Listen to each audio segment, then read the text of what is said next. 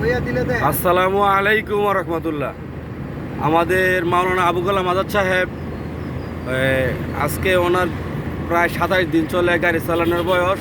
আরে ভাই এত টান তো লইব কত 80-100-র মধ্যে টান। যাই হোক আমাদের মাওলানা আবু কালাম আজাদ ভাই গাড়ি চালাইতেছে।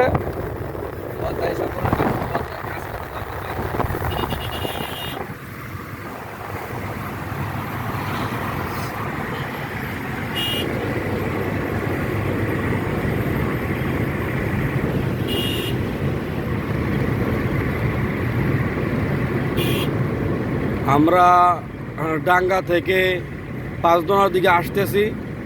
তো যাই হোক এই রোডটা ওনার জন্য নতুন, আর নতুন রোডে যখন গাড়ি চালাবেন তখন সতর্কতার সাথে অবলম্বন করতে হবে, কারণ স্পিড ব্রেকার থাকতে পারে। তারপরে যে উল্টা পথে গাড়ি আসতেছে কিছু ভদ্রলোক, এরা এই এলাকার স্থানীয় নেতা পাতি নেতা, যার কারণে উল্টা পথে গাড়ি চালায়, তো এদেরকেও খেয়াল রাখতে হবে। যাই হোক, আর আলহামদুলিল্লাহ মাওলানা আবু কালাম আজাদ ভাইয়ের আজকে 27তম দিনে উনি, মনে হয় না যে এই ভদ্রলোক সিগন্যাল দিল করে, মনে হয় না উনি যে প্রফেশনাল ড্রাইভারের মতো ওনাকে লাগতেছে, মানে এইভাবে গাড়ি চালাইতেছে। যাই হোক,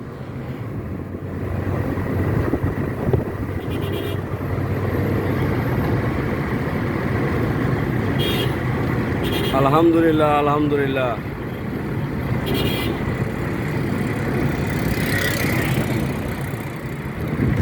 ব্রিজের উপরে গাড়ি চালালে অবশ্যই সতর্কতার সাথে অবলম্বন করতে হবে, আস্তে ধীরে গাড়ি চালাতে হবে। যেখানে ওভারটেক করা নিষেধ সেখানে অবশ্যই বাধ্যতামূলক, সেখানে ওভারটেক করা যাবে না, এবং যেখানে যত স্পিড লিমিট দেওয়া আছে সেই স্পিডেই গাড়ি চালাতে হবে। চোখ কান খোলা রেখে গাড়ি চালাতে হবে। গাড়ি চালাতে পারলে ড্রাইভার হওয়া যায় না। যে সুন্দরভাবে গাড়ি চালিয়ে গন্তব্যস্থলে পৌঁছতে পারে সেই একমাত্র প্রকৃত ড্রাইভার। তো যাই হোক, আপনাদের প্রতি আমার একটাই উপদেশ, গাড়ি চালানোর সময় সবসময় জিকিরের ফিকিরে থাকবেন, মাওলা পাকের জিকির করবেন আর গাড়ি চালাবেন, আর চোখ কান খোলা রেখে গাড়ি চালাবেন। এটাই আপনাদের প্রতি আমার একটা আদেশ।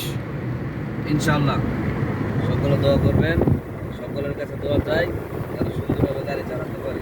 এখন মাওলানা আবু কালাম আজাদ সাহেব, আপনার কি মনে হয় আপনি এইভাবে গাড়ি চালায় চট্টগ্রাম বা কক্সবাজার যেতে পারবেন? ইনশাআল্লাহ বাংলাদেশের যে কোনো প্রান্তে আমি যেতে পারবো ইনশাআল্লাহ।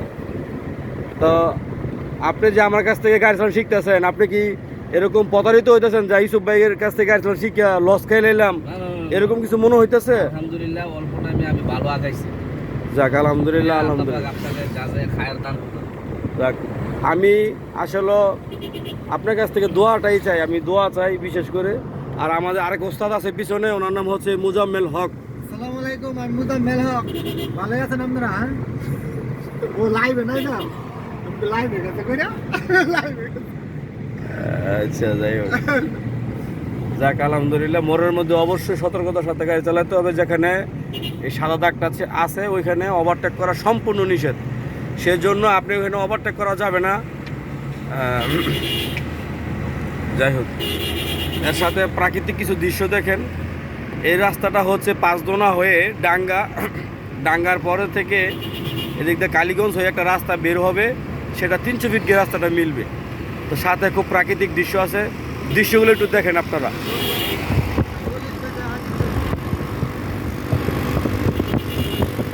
এটা হচ্ছে আমাদের নরসিংদী জেলার পলাশ থানার আওতাধীনে এই ডাঙ্গা থানাটা পড়ছে। তো সরি, মানে পলাশ থানা এর ভিতরে পড়ছে ডাঙ্গাটা, ডাঙ্গা ইউনিয়ন। সরি, আমি আসলে বলতে ভুল বলে ফেলছি। নরসিংদী জেলা পলাশ থানা ডাঙ্গা ইউনিয়ন, 5 দোনা ইউনিয়ন, 2 ইউনিয়নের মাঝখান দিয়ে, এই 2 ইউনিয়নের মাঝখান দিয়ে এই রোডটা গিয়েছে। সেটা হলো 5 দোনা মোড় থেকে আপনার ডাঙ্গার দিকে যে রোডটা গেছে। খুব সৌন্দর্য, মনোরম পরিবেশ।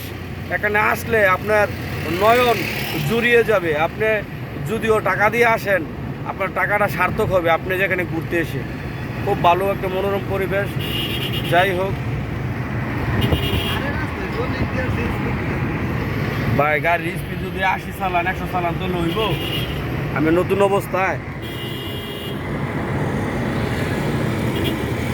যাই হোক, সামনে গুল চত্বর, আপনাকে সতর্কতার সাথে গাড়ি চালাতে হবে এখানে। হ্যাঁ, গাড়ির গতি কমায় দিয়ে আসতে হবে, গতি কমায় নিয়ে আস্তে আস্তে নিচের দিকে আনেন। তো ঠিক আছে, সবাই ভালো থাকবেন। যারা যারা ভিডিওটা দেখছেন তাদেরকে অসংখ্য ধন্যবাদ। আসসালামু আলাইকুম রহমতুল্লাহ।